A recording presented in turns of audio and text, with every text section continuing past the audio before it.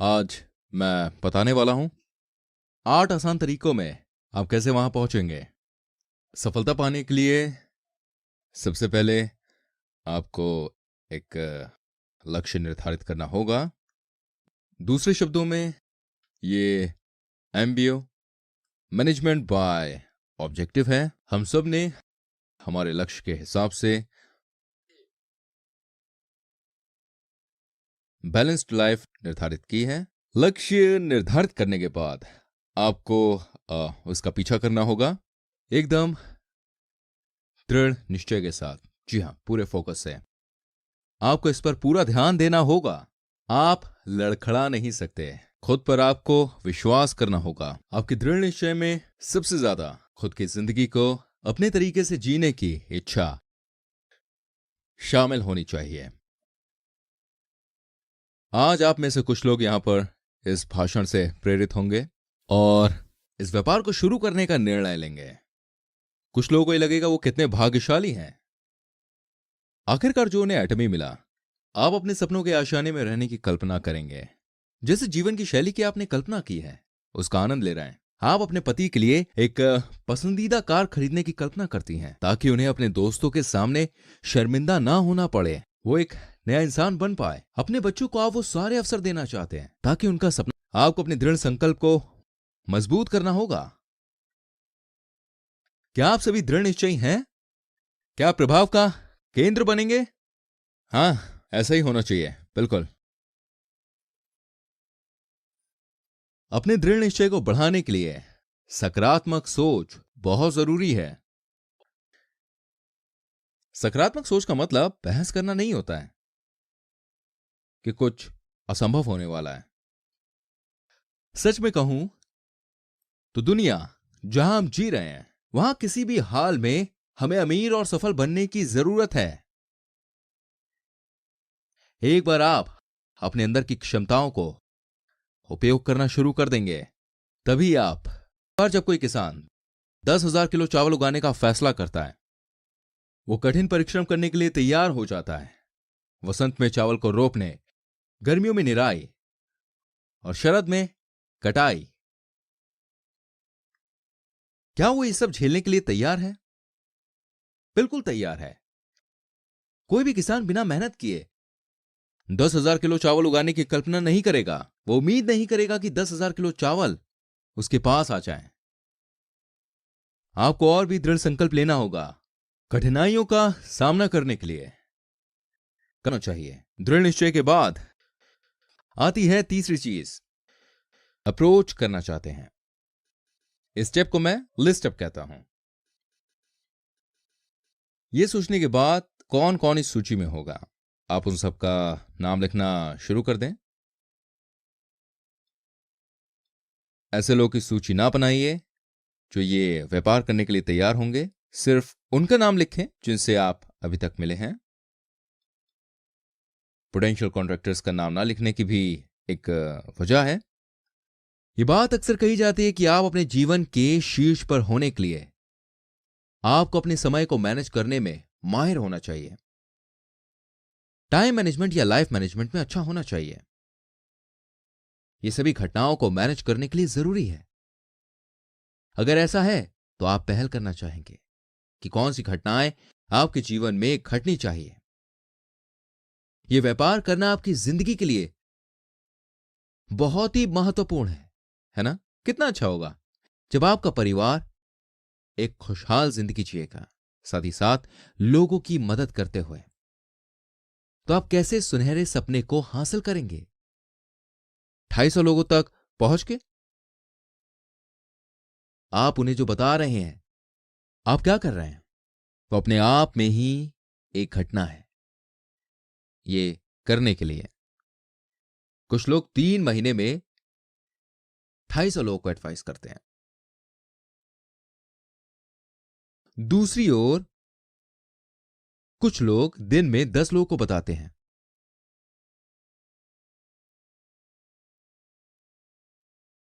पच्चीस दिनों में वो हर रोज 10 लोगों को बताते हैं।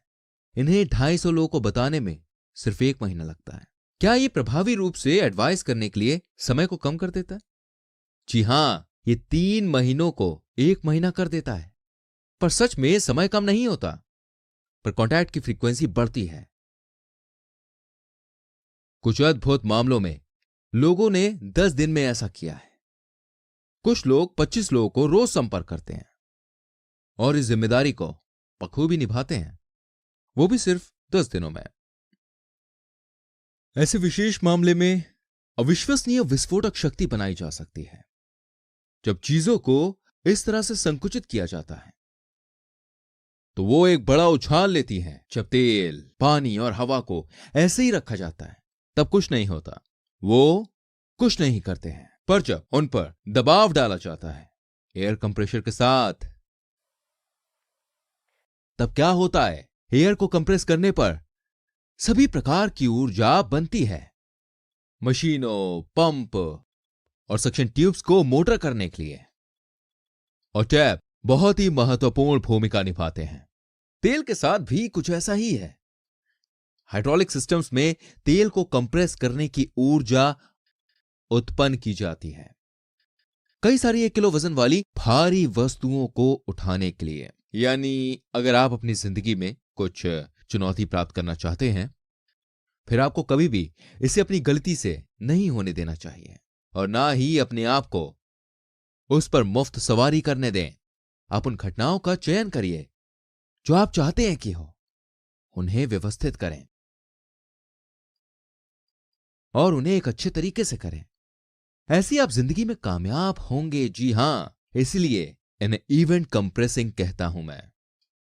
टाइम कंप्रेशन क्योंकि समय के घटनाओं के बराबर है, इसे टाइम कंप्रेशन कहते हैं। आपको अपने समय का उपयोग अच्छे तरीके से करना होगा। सूची बनाने के तीसरे स्टेप के बाद आप लोगों को फोन कॉल करेंगे। फोन कॉल करने का मतलब लोगों को व्यापार के बारे में बताना नहीं है, लेकिन उनसे नियुक्तियां करना है और उन्हें आमंत्रित करना होता है। आमंत्रित करते समय यह बहुत जरूरी है कि आप प्रतिबद्ध रहें, कि आप लगातार हर दिन फोन कॉल्स करते रहेंगे। मुझे तो आश्चर्य होता है कि कुछ लोग सेंटर में आने को भी अपने काम का हिस्सा नहीं समझते हैं। वो सुबह सेंटर में आते हैं और पूरा दिन बात करके बिता देते हैं और फिर घर लौटकर खाने का बंदोबस्त करना है, ये कहकर वो चले जाते हैं। वो मुश्किल से कोई फोन कॉल करते होंगे या दिए गए समय पर किसी से मिलते होंगे। दिन महीनों में बदल जाता है, फिर कुछ नहीं होता और अंत में वो मुश्किल से कुछ संपर्क बना पाते हैं। ऐसे लोग सिर्फ सेंटर में आते हैं और जाते हैं। सेंटर में बैठ के गप्पे करना काम नहीं कहलाता। सही मायने में काम किसे कहा जाता है? लोगों को फोन कॉल करना, उनसे मिलना, प्रशिक्षण। इसके बाद आता है छठवां स्टेप। व्यापार व्याख्या के बाद आपको आने वाली चीजों को कवर करना होगा। इसके बाद आप फॉलो अप और फॉलो थ्रू को कवर करेंगे। फॉलो अप में आपको फोन कॉल करना होगा। 48 घंटे के अंदर उनका अनुभव जानने के लिए, उत्पादों को बेचने के बाद, प्रोडक्ट्स को लेकर ग्राहक की कुछ शिकायतें हो सकती हैं या फिर कुछ गलतफहमी हो सकती है। ऐसी समस्याएं सुलझाने के लिए थोड़ा ध्यान देने की जरूरत है।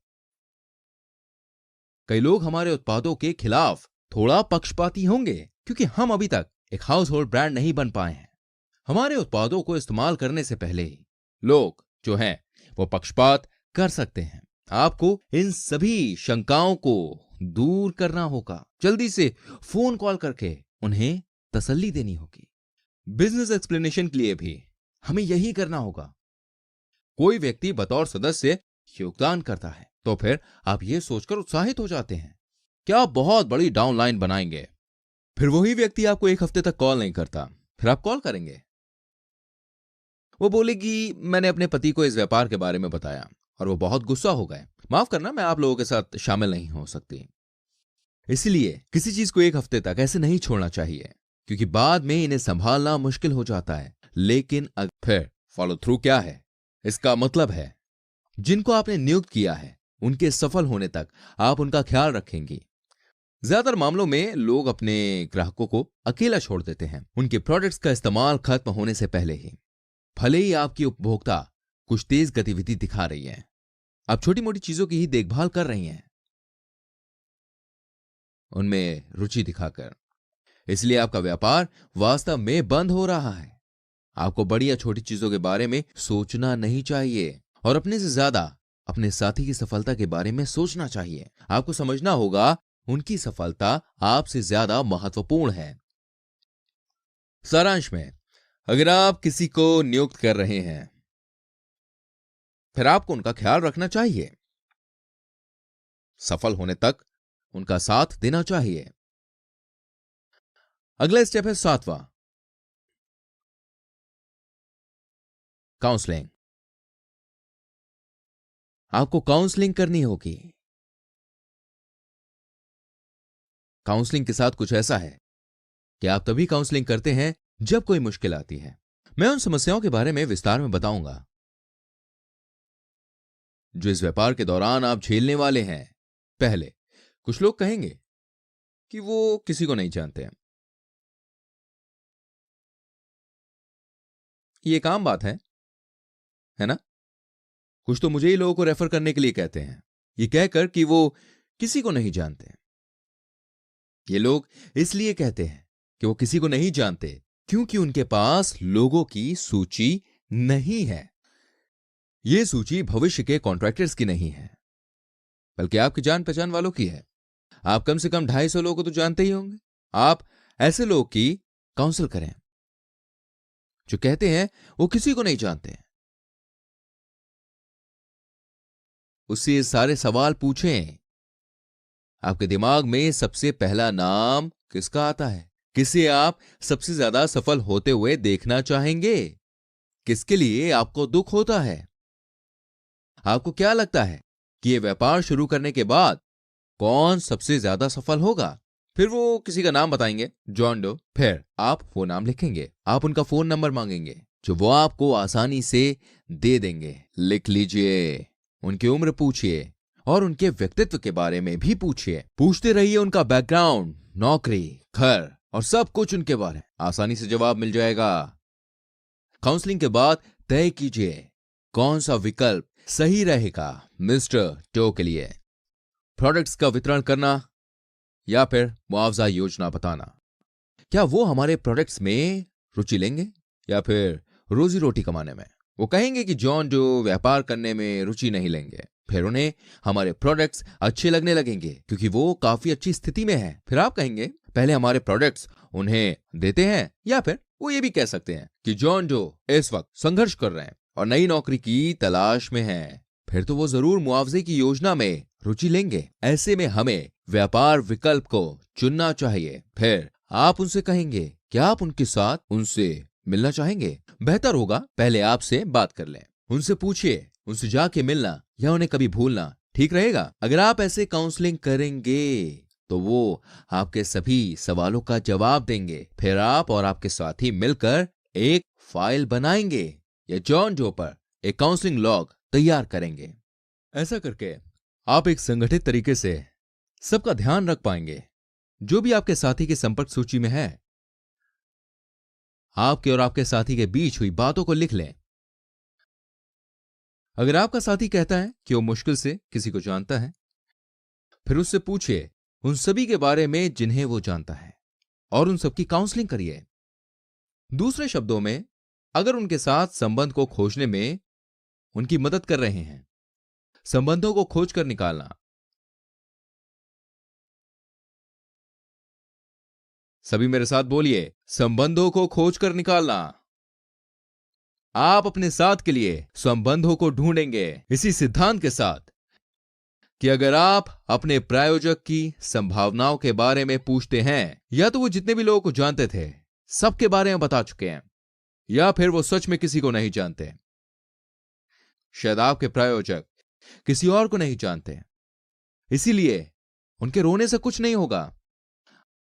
आपके प्रायोजक आमतौर पर सीमित स्रोत हैं, लेकिन अगर आप अपने साथी के संपर्कों को खोजेंगे, आप उनके दोस्तों के दोस्त को भी खोज सकते हैं। उनके पास के लोगों में भी ढूंढें और ऐसे ही ढूंढते रहें तब तक जब तक आप एक नोटबुक नहीं भर लेते। आप अपने साथी को यह भी सिखा सकते हैं कैसे अपने संबंधों का ख्याल रखें। ऐसे ही आप ज्यादा से ज्यादा लोगों को ढूंढ पाएंगे।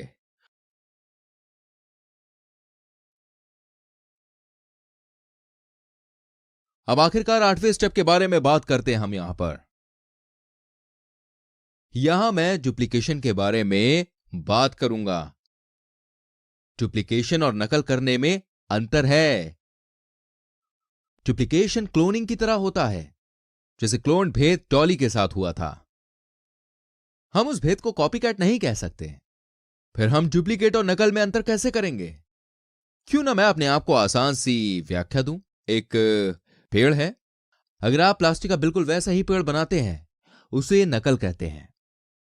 इस प्लास्टिक के पेड़ को नकल माना जाएगा। फिर हम इस पेड़ का डुप्लीकेट कैसे बनाएंगे? आप उस पेड़ के फल से एक बीज लें और उसे जमीन में गाड़ दें।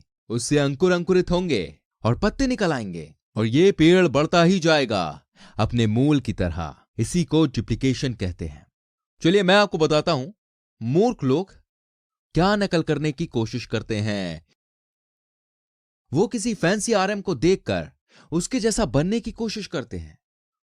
दिल में ईर्ष्या लिए वो उन्हें कॉपी करते हैं। लोगों को लगता है फैंसी गाड़ियों में घूमना, महंगे रेस्टोरेंट्स में जाना और डिजाइनर कपड़े पहनने से उन्हें नौकरी मिलने में आसानी होगी। उन्हें लगता है मोटी वॉलेट, एक फैंसी कार और महंगे कपड़े और तेज तर्रार व्यापार शैली उनके लिए सही है। वो ये सब करने के लिए पैसे तक उधार लेते हैं। मत कीजिए। मैं आपको बताता हूं डुप्लीकेट कैसे करना है। आरएम जियोंग सो पार्क ने भी ऐसे ही शुरुआत की थी। उन्होंने बिल्कुल ऐसे ही शुरुआत की। वो गरीब थे।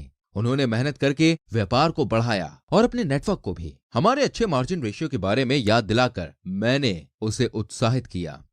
मैंने उसे देखा है बाहर निकलकर मेहनत करते हुए, जहां उसके साथी जीएम और एसआरएम तक पहुंच गए।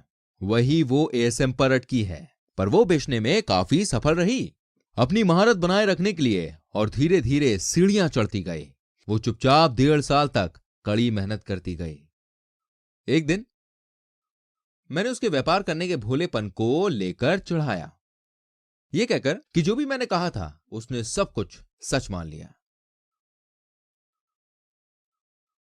मैंने उसे अपने संगठन पर ध्यान देने के लिए कहा और यूजर्स को सेमिनार में आमंत्रित करने के लिए बोला। क्या पता वो लोग कॉन्ट्रैक्टर्स बनाने में रुचि रखते हो। बस इतना ही। यह आपने मुझे पहले क्यों नहीं बताया? उसके बाद से उसने लोगों को सेमिनार में आमंत्रित करना शुरू किया और उसका नेटवर्क बढ़ता गया। उसे सिर्फ यह पता था कि कैसे चीजें बेचते हैं और डिलीवर करते हैं। हालांकि कंज्यूमर बेस बढ़ाने के लिए उसकी कड़ी मेहनत और निष्ठा ने आश्चर्यजनक परिणाम दिया। वो और भी कॉन्ट्रैक्टर्स को लाए जो अपने नेटवर्क्स को संभालने में ज्यादा फोकस्ड थे। एसआरएम या एसटीएम बनने में उसे समय जरूर लगा, पर वो ही सबसे पहले आरएम बनी। उसके उपभोक्ताओं के ठोस और बड़ी नींव ने उसे इस रेस में जिता दिया। धीमी लेकिन स्थिर कछुए की तरह उसने सबसे पहले रॉयल मास्टरशिप हासिल की। तो आपको क्या करना चाहिए एक आरएम बनने के लिए? आपको अधिक उपभोक्ताओं को आकर्षित करने और अधिक बिक्री करने पर काम करना चाहिए और यह सोचना चाहिए कि आप अपनी जान पहचान के सभी लोगों को कंज्यूमर बनाएंगे। ज्यादा से ज्यादा कंज्यूमर बनाने पर ध्यान दीजिए। फिर आपको एहसास होगा एक कॉन्ट्रैक्टर्स बनाने से ज्यादा 100 कंज्यूमर बनाना आसान है। कॉन्ट्रैक्टर्स अपनी सूची से अभिभूत हो सकते हैं, जबकि कंज्यूमर तुरंत कोई चीज फिर से खरीदते हैं अपनी जरूरत की चीजें खत्म होने पर। सोचिए, अपने दांत ब्रश ना करना, हर कोई रोज ब्रश करता है। ऐसे ही 100 लोग आपसे खरीदेंगे। आपकी बात चारों ओर जल्द ही फैलती है ताकि आप उस संख्या तक पहुंच पाएं। जो टूथपेस्ट खरीदने वाले पहले असंबंधित लग रहे थे, पता है डुप्लीकेशन से मेरा मतलब आपको नकल करने की सलाह देना नहीं था। ये सफल लोगों की तरह बनने के लिए बोला भी नहीं था, बल्कि 3 साल पहले उन्होंने जितनी मेहनत की वही मेहनत कीजिए, उनके नक्शे कदम पर चलिए। डुप्लीकेशन से मेरा यही मतलब था। यानी अच्छी डुप्लीकेशन के लिए ओरिजिनल वर्जन को भी अच्छा होना चाहिए। सिर्फ अच्छे ओरिजिनल से ही अच्छा डुप्लीकेट बन पाता है। अगर आपको कभी लगे कि मेरा साथी मेरे जैसा नहीं है, फिर सच में कुछ तो गलत है। दूसरी ओर अगर आपके साथी दूसरी जगहों पर जाकर आपके डुप्लीकेट बनने की कोशिश कर रहे हैं, कंज्यूमर्स को रिपीट कर रहे हैं, लोगों को सेमिनार में आमंत्रित कर रहे हैं, तो आपको सफल होने से कोई रोक ही नहीं सकता। यह मेरी गारंटी है। लेकिन अगर आप खुद को अपने साथियों के लिए एक अच्छा उदाहरण नहीं मानते और आपको डर लगता है कि आप हार जाएंगे, फिर आपको क्या करना चाहिए? आपको अपने ओरिजिनल वर्जन को बदलना चाहिए।